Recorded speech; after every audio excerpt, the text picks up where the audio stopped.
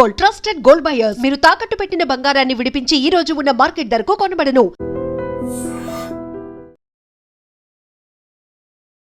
Hello views, welcome to iDream media.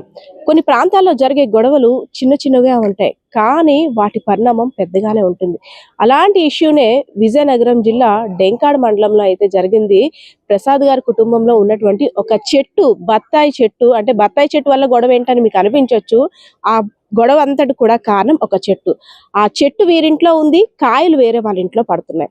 So మా చెట్టు యొక్క కాయలు తెచ్చుకోవడానికి వెళ్ళిన మాపై విచక్షణ రహితంగా దాడి చేయడంతో పాటు అసభ్యకరమైన పదజాలాలతో తిట్టడము, అంతేకాకుండా అసభ్యకరంగా ప్రవర్తిస్తున్నారంటూ ఫిర్యాదు చేయడానికి వచ్చారు. సో అంటే చెట్టు కాయలు తెంచుకోవడానికి వెళ్తే ఎందుకు ఇష్యూ అనుకుంటున్నారు కదా. నా పక్కన చూస్తున్నారు కదా, ఒక ప్రెగ్నెంట్ లేడీ ఉంది. అది నారింజ చెట్టు. నారింజ కాయలు పుల్లగా ఉంటాయి కాబట్టి ప్రెగ్నెంట్ లేడీస్ కి కోరిక ఉండడం సహజం.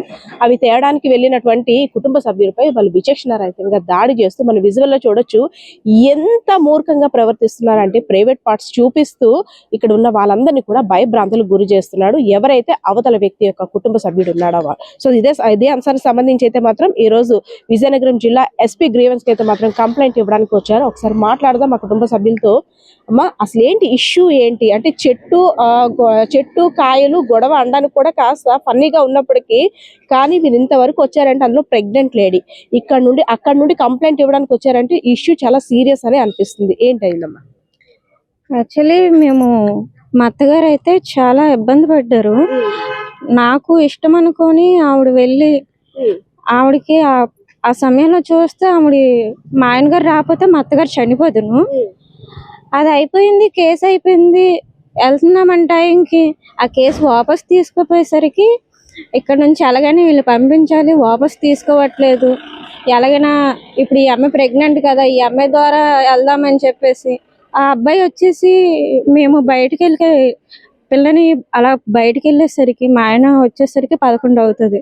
11 ఇంకా రావట్లేదు కదా అనుకుని వెళ్ళేసరికి అతను తాగేసి వస్తాడు. రోజు తాగేసి వచ్చేసి ఆ ప్రైవేట్ పార్ట్ వెంటనే బట్టలు ఇప్పేసి ఉంచేసరికి పాపకి లోపల పంపించి నేను అడిగాను, ఏంటి ఇలా చేస్తున్నావు, నీకు బుర్ర ఉందా లేదని అడిగితే, నేను ఇలాగే చేస్తాను, నీ ఇష్టం ఉన్నట్లు చెప్పుకో, కావాలంటే నీకు చంపుతాను, బయటకు రాకుండా చేస్తాను, ఎక్కడి నుంచి ఖాళీ చేస్తారా లేదా మీరు, లేదా కేసు వాపస్ తీసుకుంటారా లేదా అనుకుని చెప్పేసి బెదిరిస్తున్నాడు.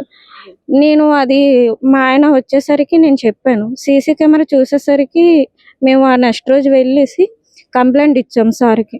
కంప్లైంట్ ఇచ్చేసరికి వాళ్ళకి పిలిచేసరికి వాళ్ళు రాలేదు. మార్నింగ్ ఈవినింగ్ ఆ తర్వాత రోజు కూడా మేము వెళ్ళి అక్కడ చాలాసేపు కూడా కూర్చున్నా కూడా వాళ్ళకి ఫోన్ చేసి పిలిచేసరికి ఆ అబ్బాయి వచ్చేసి నాకు ఇలాగా మెంటల్ ఉంది, నేను ఇలా మెడిసిన్ వాడుతున్నానని చెప్పేసి అంటున్నాడు. ఆ రోజు నైట్ వచ్చేసి కూడా మళ్ళీ తాగేసి మెడిసిన్ వాడుతున్నాను అనేసి చెప్తున్నాడు. కాబట్టి అలాంటి వ్యక్తిని చాలా జాగ్రత్తగా వారి యొక్క కుటుంబ సభ్యులు కూడా చూసుకోవాలి. అంటే ప్రెగ్నెంట్ లేడీస్, అందులోని చిన్న పిల్లలు, మహిళలు, మీరుంటున్న టైంలో అలా మానసిక స్థితి సరిగ్గా లేనటువంటి వ్యక్తిని బయట తిరగడం వల్ల మీలాంటి వాళ్ళు కూడా చాలా ప్రమాదం కదా. ఆ విషయం మీద ఎప్పుడు ఆ ఫ్యామిలీతో డిస్కస్ చేయలేదా? యాక్చువల్లీ ఆ ఫ్యామిలీతో మేము అంతగా మాట్లాడము. ఈ చిన్న చిన్న గొడవలతోనే వాళ్ళతోని మాకు చాలా దూరంగా ఉంటాము. ఆ ప్లేస్ కోసం వాళ్ళు ఎందుకు అంత ఇదవుతున్నారో మాకు అర్థం కావట్లేదు. ఏరియా పేరు ఏంటమ్మా? ఎక్కడ ఉంటున్నారు మీరు? ఇంట్లో ఎంత మంది ఉంటారు? మేము డంకాడ మండలం, మాది చింతలవలస, 5th బెటాలియన్ దగ్గర. మేము మా ఫ్యామిలీ అంటే మా ఆయన, నేను, మా అత్తగారు, పాప ఉంటాము. బావగారు అయితే వేరేగా ఉంటున్నారు. ఆ సమయానికి బావగారు ఫోన్ చేసేసరికి వస్తున్నారు. అతను లేని గొడవల్లో కూడా లేరు. అతని పేరు కూడా మాకు కేసుల్లో పెట్టేశారు.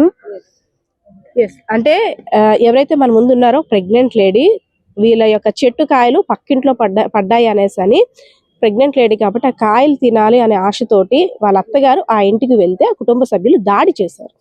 దాడి చేసిన తర్వాత సో దానికి సంబంధించి వీళ్ళు కూడా కంప్లైంట్ ఫైల్ చేశారు. అప్పటి నుండి కూడా కంప్లైంట్ ఫైల్ చేసినందుకు గ్రెడ్జ్ పెట్టుకొని ఎలా అయినా సరే కంప్లైంట్ బ్యాక్ చేయాలి, లేదంటే నా ప్రతాపం ఏంటో చూపిస్తాను. అదేవిధంగా నేను చేసిన ఏ పన్నైనా సరే సమర్థించుకోవడానికి నా మానసిక స్థితి, ఆరోగ్య పరిస్థితి లేదు అంటూ నేను కూడా సర్టిఫికేట్స్ తెచ్చుకొని ప్రూవ్ చేసుకుంటానంటూ వీళ్ళు బెదిరిస్తున్నాడు. అదే విధంగా ఇప్పుడు మనం లేడీస్ తో మాట్లాడాం. ఆ ఇంటి పెద్దలైనటువంటి ప్రసాద్ గారు, ఎందుకంటే కంప్లైంట్ ఫైల్ చేయడానికి వచ్చారు వీళ్ళంతా కూడా. సార్ ఏంటి సార్ అసలు ఇష్యూ ఏంటి? ప్రెగ్నెంట్ లేడీ ఈ టైంలో ఇలా రావడం అంటే అసలు ఆవిడ అందులోని చాలా భయభ్రాంతులకు గురైపోయింది. ఆవిడ హెల్త్ ఇష్యూ ఒక పక్క అయితే, లోపల ఉన్న బేబీ ఇలాంటివన్నీ ఇష్యూస్ ఫేస్ చేయాలంటే కొంచెం కష్టం కూడా. ఏంటి సార్ ఇష్యూ ఏంటి? ఏం లేదు మేడం, నిజంగా చెప్పాలంటే వాళ్ళ నాన్నగారు ఎక్స్పైర్ అయిపోయి కూడా 2 months అవుతుంది. ఆ బాధలోనే ఆ అమ్మాయి ఉందన్నమాట. అక్కడ బాధపడకుండా మన ఇంటి దగ్గర తెచ్చుకొని ఉంచాలనే ఉద్దేశంతో మన ఇంటి దగ్గర తీసుకొచ్చి ఉంచాం. ఉంచిన తర్వాత ఏం జరిగిందంటే జనవరి నెలలో మేడం 12వ తారీఖు మేడం, 12-11 తారీఖుల్లోనే ఆదివారం ఆ రోజు అమ్మ చర్చికి వెళ్ళి వచ్చింది. చర్చికి డ్రాప్ చేశాను, చర్చికి వెళ్ళి వచ్చింది. చర్చికి వెళ్ళి వచ్చిన తర్వాత నేను ఇంటికి వెళ్ళిపోయాను. ఇంటికి వెళ్ళిపోతే మా మేనగోడలు ఫోన్ చేసింది అనమాట. మామ నాకు భయం వేస్తుంది, ఇంటి ఎదురోళ్ళు అమ్మమ్మ నారింజ పళ్ళు ఏరడానికి వెళ్తే కర్రతోటి బెదిరిస్తున్నారు, మర్యాదగా ఎక్కడి నుంచి వెళ్తారు లేదని బెదిరిస్తున్నారు అని చెప్పేసి కాల్ చేసింది మేడం. అమ్మమ్మకి వచ్చమని చెప్పమ్మా అనేసి నేను ఫోన్ పెట్టేసాను, నేను బయలుదేరి వస్తున్నాను అనేసి. ఈలోపు సెకండ్ కాల్ చేసింది. మామ అమ్మమ్మకి బ్లడ్ వచ్చేస్తుంది, కళ్యాణ్ మామకి కూడా కొట్టేస్తున్నారు, వాళ్ళ చేతిలో ఉన్న కర్ర లాగేసరికి అమ్మమ్మకేమో మాదిరి కింద ఎలక్ట్రికల్ పోల్ కి గుద్దించి కాలు పట్టుకొని మొత్తం లేడీస్ అందరు కలిపి ఈట్ చేశారండి. ఆల్రెడీ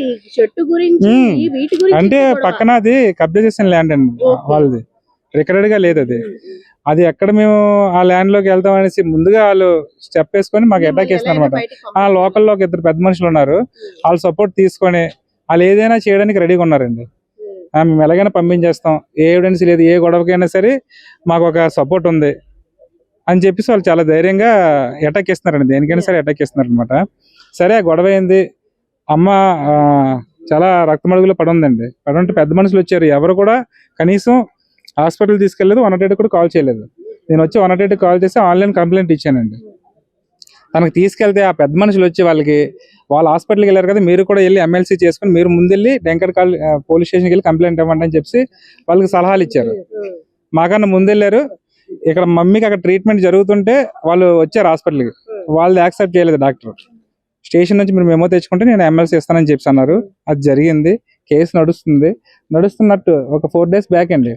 ఆ అబ్బాయి మాధురి అనే అమ్మాయి ఉంది కదా, అమ్మకి అటాక్ చేసిన అమ్మాయి, వాళ్ళ అన్నయ్య పృథ్వీ కుమార్ అనమాట. ఇంటికి వచ్చి మేము ఇంటికి వచ్చేసరికి 11 అలాగ అవుద్దండి, తమ్ముడు ఇంటికి వచ్చేసరికి 11 అవుద్ది. ఇంటికి వచ్చేసరికి ఏడ్చుకొని ఉన్నారు వీళ్ళు. ఏడ్ జరిగిందమ్మంటే ఇలాగా ప్రైవేట్ పార్ట్ తీసి బయటికి వెళ్ళగానే, డోర్ తీసి వెళ్ళగానే ఎదురుగా వచ్చి నుంచొని ప్రైవేట్ పార్ట్ తీసి అసభ్యకరంగా చేస్తున్నాడు అనమాట. చేసేసరికి ఆ అమ్మాయి అడిగేసరికి నీకు చంపేస్తాను, నేను ఏం చేస్తానో నీకు తెలియదు అని చెప్పి ప్రెగ్నెంట్ లేడీ మీద కూడా వాళ్ళు కంప్లైంట్ ఎఫ్ఐఆర్ నోట్ చేశారు. వాళ్ళ మీద కూడా కంప్లైంట్ ఇచ్చారు, తన మీద నా మీద కూడా కంప్లైంట్ ఇచ్చారు.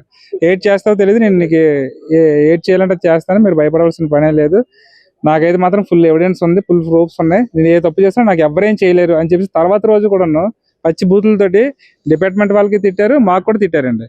అది కూడా స్టేషన్లో నేను సబ్మిట్ చేసిన వీడియోస్ అన్నీ ఉన్నాయి, సీసీ ఫుటేజ్లో రికార్డింగ్ అవడం వల్ల అన్నీ ఉన్నాయి అనమాట. అన్నీ స్టేషన్కి ఒక 3 days అవుతుందండి కంప్లైంట్ ఇచ్చిన తర్వాత సిఎస్ఆర్ కంప్లైంట్ తీసుకుంటాం, ఎఫ్ఐఆర్ చేస్తామని చెప్పి పంపించారు.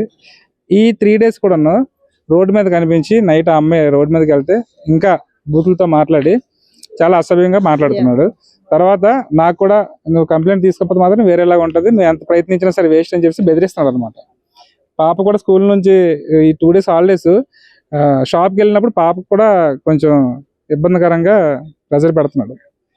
అది ఇక్కడ న్యాయం జరుగుతుంది అనేసి గ్రీవెన్స్కి వచ్చాం. ఆల్రెడీ కంప్లైంట్ ఇచ్చాం, ఇక్కడ కూడా కంప్లైంట్ ఇస్తే కొంచెం మాకు స్పీడ్గా యాక్షన్ తీసుకుంటారనేసి ఎస్పీ ఆఫీస్కి వచ్చాం. అంటే పెద్ద వాళ్ళ మధ్య ఎన్నైనా గొడవలు ఉండొచ్చు, లీగల్ ఇష్యూస్ ఉండొచ్చు, లేదంటే ఇతరత్ర కారణాలు వచ్చు. దానికి పోలీస్ స్టేషన్కి వెళ్ళి సెటిల్ చేసుకోవచ్చు, లేదంటే పోలీస్ స్టేషన్కి వెళ్ళి కేసులు ఫైల్ చేసుకోవచ్చు, లేదంటే కోర్టు ద్వారా కూడా వారి న్యాయం జరగడానికి పోరాడవచ్చు. కానీ అభం శుభం తెలియని చిన్న పిల్లలు, అదే విధంగా ప్రెగ్నెంట్ లేడీస్ మీద కూడా ఇలా పైశాచికంగా ప్రైవేట్ పార్ట్స్ చూపించడమే కాకుండా నీ బిడ్డని నిన్ను కూడా ఏదో ఒకటి చేస్తాను, నీ కడుపుతో ఉన్నావు కదా, అసలు బేబీ పరిస్థితి ఏంటి, ఏదో తనేదో ఓన్ లాగా మాట్లాడడం కొంత ఇబ్బందికరంగా ఎవరైతే ప్రెగ్నెంట్ లేడీ ఉన్నారో ఆమె ఫీల్ అవ్వడం. సో అమ్మ అసలు ఏమైంది, నువ్వు కూడా ఇందులో బాధితురాలవే, అసలు ఏమైంది? మా అమ్మమ్మ ఏమో పక్కన నారింజ కాయలు పడిపోయాయి అనుకొని తీసి వెళ్ళడానికి వెళ్తే వాళ్ళు కర్రలు పట్టుకొని కొట్టడం స్టార్ట్ చేశారు. స్టార్ట్ చేస్తే నేను మాయకి ఒకసారి ఫోన్ చేశాను. ఫోన్ చేస్తే వచ్చిమన్నారు. నెక్స్ట్ ఇంకోసారి ఫోన్ చేస్తే బ్లడ్ వచ్చేస్తుంది. నేను ఫోన్ చేస్తే మాయ అదంతా అయిపోయిన తర్వాత వచ్చారు. వస్తే మళ్ళీ చిన్నది గొడవ లాంటిది తిట్టడం గట్టా చేశారు. నిన్ను కూడా నేను లోపల ఉన్నాను. మీరు బయటకు వచ్చేటప్పుడు ఆ అంకుల్ ఎవరైతే ఉన్నారో ఆయన ఎలా ప్రవర్తిస్తున్నాడు? ఆయన షర్టు గట్టా ఇప్పేసి ప్రైవేట్ పార్ట్స్ కూడా చూపిస్తున్నారు. మరి నువ్వు చెప్పావా అమ్మ వాళ్ళకి ఇలా జరుగుతుంది అనేసి అని, అమ్మమ్మ వాళ్ళకి ఇలా చూపిస్తున్నాడు, ఇలాగా అసహ్యంగా బిహేవ్ చేస్తున్నాడు అనేసి అని? చిన్నపిల్లల్ని ఇంతకు మించి మనం ఇంకేం అడిగినా, ఎందుకంటే అందులోని ఆడపిల్లల గురించి మనం చాలా జాగ్రత్తలు తీసుకోవాల్సిన వయసులో తనకు కూడా అంత చండాలంగా ప్రైవేట్ పార్ట్స్ చూపిస్తూ అంత వల్గర్ గా బిహేవ్ చేస్తున్నాడు అంటే ఇది కూడా ఒక ఆలోచించాల్సిన విషయమే. ఎందుకంటే పాప చెప్పుకోలేని పరిస్థితిలో ఉందంటే రేపు పొద్దున్న బయటికి ఒంటరిగా వెళ్ళేటప్పుడు నేను ఒక స్కూల్కి వెళ్ళినా చేసినా నాకేంటి భరోసా అని ప్రశ్నించినా ఆశ్చర్యపోనక్కర్లేదు. అమ్మ అసలు ఆ రోజు గొడవలో ఫస్ట్ మీ కారణంగా స్టార్ట్ అయింది గొడవ. నారింజకాయలో బత్తాయికాయలో తేయడానికి వెళ్ళినప్పుడు మీ మీద అటాక్ చేశారు. అది ఎప్పుడు చేశారు, ఎన్నాళ్ళు అవుతుంది? జనవరి 1 కమ్మా, 1వ నెలలోని పండగ ముందమ్మా. పండగ ముందంటే 12వ తారీఖున 11వ తారీఖున ఆదివారం వెళ్ళొచ్చానమ్మా. వెళ్ళొస్తే నారింజకాయలు కనుక్కొని మా కోడలు అడిగింది అనుకొని వెళ్ళాను. వెళ్తే వాళ్ళేమో ఎప్పటి నుంచి కాజేసుకుని ఉన్నారు. వాళ్ళ ఇల్లు కూడా కాదమ్మా, అది పక్కన ఖాళీ స్థలము. ఆ గోడ వెనకాల, మా గోడ వెనకాతల పడిపోయి ఉంది నారింజకాయలు. అది తీయడానికి వెళ్తే వాళ్ళు ముందే ప్లాన్ చేసుకుని ఉండొచ్చు మేడం.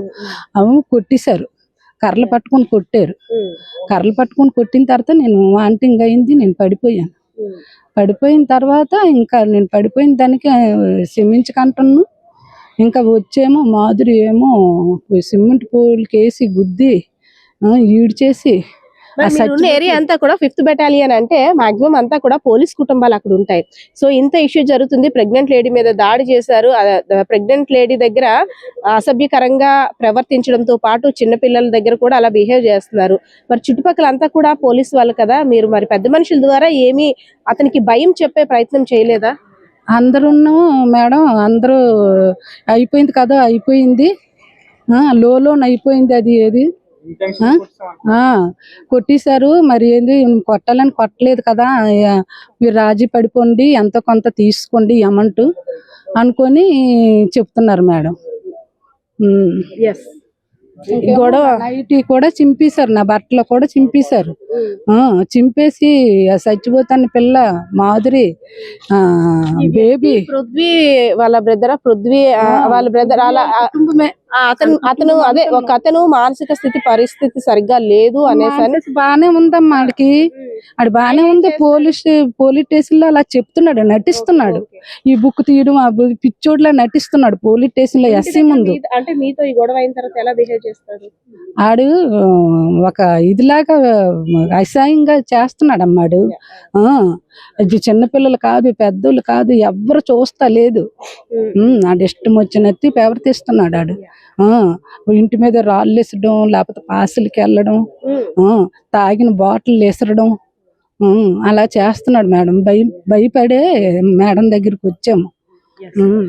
తమ కుటుంబానికి ఎలాగైనా రక్షణ కల్పించాలి. అదే విధంగా ప్రెగ్నెంట్ గా ఉన్నటువంటి ఆమె పరిస్థితి కూడా పోలీసులు కాస్త ఆలోచించండి. ఎందుకంటే బికాస్ ఆఫ్ డెలివరీ టైం కూడా దగ్గర పడుతుంది.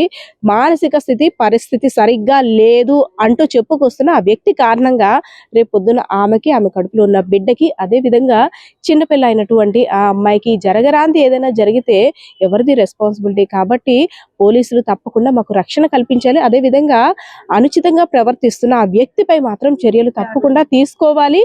అంతే కాకుండా అతనికి ఏదైనా ఒక ట్రీట్మెంట్ అవసరమైతే హాస్పిటల్లోనో లేదంటే వేరే కుటుంబ సభ్యుల దగ్గర ఉంచాలి, కానీ ఇలా వీధుల్లోకి ఆయన్ని వదలడం వల్ల ఎంత ప్రమాదకంగా పరిస్థితులు ఎదురవుతాయో కూడా భయభ్రాంతులకు గురవుతున్నాం అనే పరిస్థితి కూడా కనిపిస్తుంది వారి మాటల్లో వింటుంటే. సో పరిస్థితి అయితే ఇది. దీనికి సంబంధించి పోలీసులు కూడా చర్యలు తీసుకోవాలని వేడుకుంటున్న పరిస్థితి ఈ కుటుంబాల్లో అయితే కనిపిస్తుంది. కెమెరా పర్సన్ బాలకృష్ణతో పద్మ, ఐడ్రీ మీడియా, విజయనగరం.